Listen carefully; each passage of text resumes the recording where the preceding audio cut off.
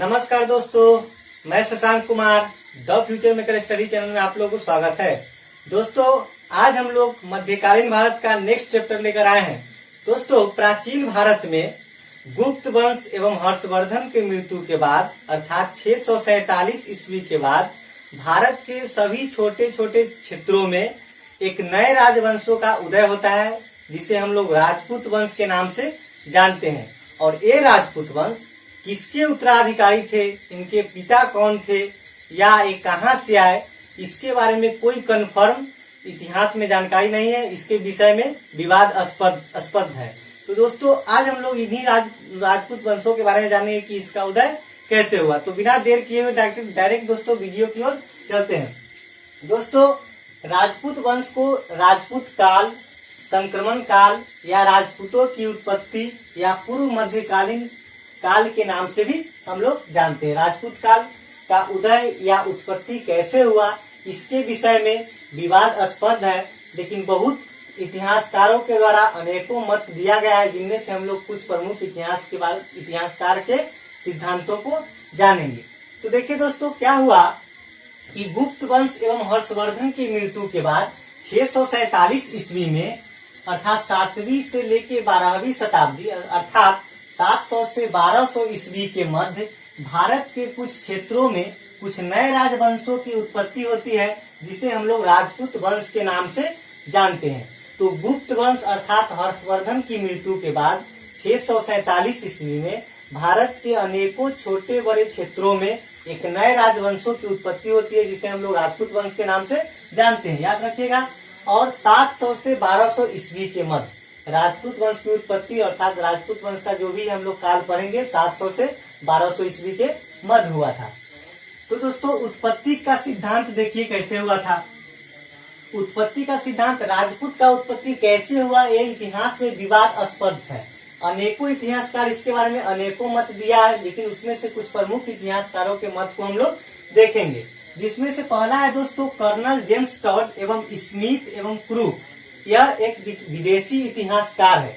तो इनके द्वारा राजपूत का उत्पत्ति कैसे हुआ वो जानेंगे। दोस्तों, कर्नल जेम्स टॉड स्मिथ एवं क्रूक ने क्या बोला था कि सिथियन जो कि एक विदेशी जाति था, वो भारत आए थे तथा भारत में राजपूत रूप में उभर गए।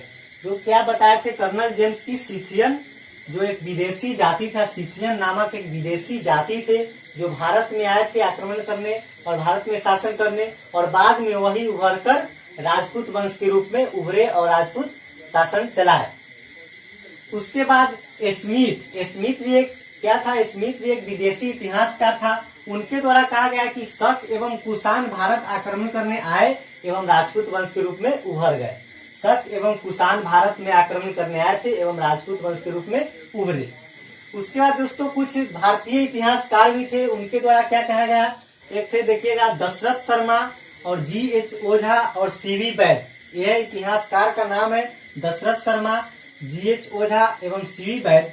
इनके द्वारा क्या कहा गया दोस्तों कि आर्यों के प्राचीन जाति के वंशज राजपूत वंश के रूप में उभरे। जो आर्यों के प्राचीन जाति थे वो राजपूत वंश के रूप में उभरे थे। तो ये दशरथ माझी, GH ओझा और CV वैद के द्वारा, ये तीनों इतिहासकार थे, इनके द्वारा कहा गया कि आर्यों के जो प्राचीन जाति थे आगे चलकर वही भारत में राजपूत वंश के रूप में इनका उदय हुआ, इनका उत्पत्ति हो गया। एक है दोस्तों चंद बरदाई। दोस्तों, पिछले चैप्टर में आप लोग समझिएगा, बहुत ध्यान से सारा समझ में आएगा। हम ट्रिक के माध्यम से भी बताएंगे ताकि आपको समझ में आए। चंद बरदाई का नाम सुने हैं दोस्तों, पिछले वीडियो में बता चुके हैं। चंद बरदाई कौन था, तो यह पृथ्वीराज चौहान के दरबारी कवि थे, दरबारी इतिहासकार थे, और पृथ्वीराज चौहान अर्थात पृथ्वीराज तृतीय के मित्र भी थे। तो चंद बरदाई एक पुस्तक का रचना किए थे, पृथ्वीराज रासो। तो पृथ्वीराज रासो के आधार पर, पृथ्वीराज रासो के अनुसार क्या हुआ था, राजपूत कौन थे, अग्निकुंड से उत्पत्ति हुआ था। दोस्तों, चंद बरदाई में सिद्धांत दिया गया है कि राजपूतों का जो उत्पत्ति हुआ है वो अग्निकुंड से कैसे, इसके विषय में एक स्टोरी है, समझिएगा। देखिए क्या हुआ, अग्निकुंड से उत्पत्ति कैसे हुआ था दोस्तों। भारत पर दुष्टों एवं दैत्यों का अत्याचार बढ़ गया, तो ऋषि वशिष्ठ एवं गौतम और अगस्त ने माउंट आबू पर्वत, जो कि राजस्थान में, वर्तमान में राजस्थान में है, तो माउंट आबू पर्वत पर एक यज्ञ किए थे। इनका दोस्तों क्या हुआ कि चंद्रवरदाई जो इतिहासकार थे, जो दरबारी कवि थे किसके, पृथ्वीराज चौहान, इनको पृथ्वीराज तृतीय के नाम से भी जानते हैं। तो इनके अनुसार भारत पर दुष्टों एवं दैत्यों का अत्याचार बढ़ गया, तो क्या किया, गौतम ऋषि एवं वरिष्ठ देखिए ऋषि वशिष्ठ एवं गौतम अगस्त ने माउंट आबू पर्वत जो कि वर्तमान में राजस्थान में है, उस पर जाके एक यज्ञ किए थे और यज्ञ के अग्नि से 4 वीर योद्धा उत्पन्न हुए थे, जो आगे चलकर राजपूत वंश का निर्माण किए। उन्हीं का जो वंशज थे वो राजपूत वंश के रूप में उभरे थे। तो जो 2 अग्नि कुंड से जो 4 वीर योद्धा का उत्पत्ति हुआ, वही आगे राजपूत वंश कहलाए।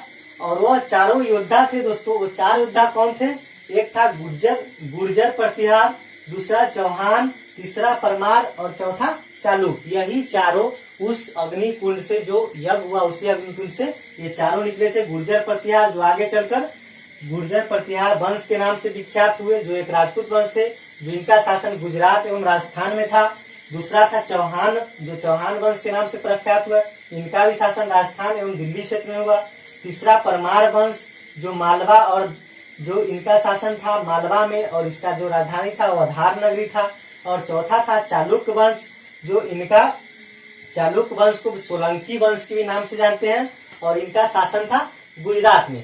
तो दोस्तों इन चारों को याद रखने का हम एक ट्रिक बनाया है, जो ट्रिक के द्वारा आप याद रख सकते। ट्रिक है दोस्तों कि गुजरात के चौराहे पर नौटंकी चालू है। एकदम आसान ट्रिक, गुजरात के चौराहा पर नौटंकी चालू है। तो देखिए दोस्तों, गुजरात से हो गया क्या, गुर्जर प्रतिहार वंश, और चौराहा से हो गया के साइलेंट हो गया दोस्तों, के साइलेंट है, देखिए के साइलेंट है, के से हो गया साइलेंट, चौराहा से हो गया चौहान वंश, और पर से हो गया परमार वंश, और नौटंकी से आप समझ सकते हैं सोलंकी। नौटंकी सोलंकी दोनों सेम है, तो नौटंकी से सोलंकी वंश, और चालू है तो चालुक्य वंश, चालू से चालुक्य वंश। तो इस ट्रिक के द्वारा भी इन चारों का नाम याद रख सकते, जो कि क्या हुआ था, यह ऋषि वशिष्ठ गौतम अगस्त ने माउंट आबू पर्वत पर एक यज्ञ किया था। उनके द्वारा यज्ञ के अग्नि से 4 वीर योद्धा उत्पत्ति हुई, और वही योद्धा का वंशज भारत में राजपूत वंश का निर्माण करता है या राजपूत शासक बने। अब दोस्तों आगे देखिएगा, आगे एक और इतिहासकार है, जो भारतीय इतिहासकार है, गोपीनाथ शर्मा और भंडारकर। इनके अनुसार दोस्तों क्या हुआ कि ब्राह्मणों से उत्पत्ति का सिद्धांत दिए थे। ये ब्राह्मणों से उत्पत्ति का सिद्धांत दिए थे। ये बोले कि जो राजपूत और कोई नहीं है, जो ब्राह्मण के ही वंशज और पुत्र हुए, वही आगे चलकर राजपूत वंश कहलाए और राजपूत शासक बने। एक और है दोस्तों कर्नल, अब देखिए आगे दोस्तों, कर्नल जेम्स टॉड एवं चंद्रवरदाई के अनुसार राजपूत वंश के कुल 36 गोत्र अर्थात 36 वंश है। अब देखिए, एक कर्नल जेम्स टॉड एक विदेशी इतिहासकार थे और चंद्रवरदाई भारतीय इतिहासकार थे। तो ये दोनों के द्वारा कहा गया कि जो वंश था राजपूत वंश, उनका कुल 36 भाग थे, अर्थात 36 गोत्र थे, अर्थात उसका 36 वंश था। 36 वंश कौन कौन था, एक सूर्य वंश था जिसमें 10 था, सूर्य वंश के 10 भाग, चंद्र वंश था उसका भी 10 भाग, अग्नि वंश था उसका 4 भाग, और एक ऋषि वंश था उसका 12 भाग। तो ये कर्नल जेम्स टॉड एवं चंद्रवरदाई के अनुसार बोला गया कि जो राजपूत वंश थे उसका टोटल 36 भाग थे, और 36 भाग में क्या, सूर्य वंश 10, चंद्र वंश 10, अग्नि वंश 4 और ऋषि वंश 12। जिसमें से दोस्तों क्या था, सूर्य वंश का कछवाहा था, राठौर था, गौर था, गुज्जर था, गहलोत था, ये सब प्रमुख था। चंद्र वंश का था क्या था, जादान था, भाटी था, तोमर था, चंदेल था इत्यादि। ऋषि वंश के कुछ प्रमुख थे दोस्तों, जो दीक्षित थे, गंग वंशी थे, गौतम थे, अनवार थे, ये ऋषि वंश के थे।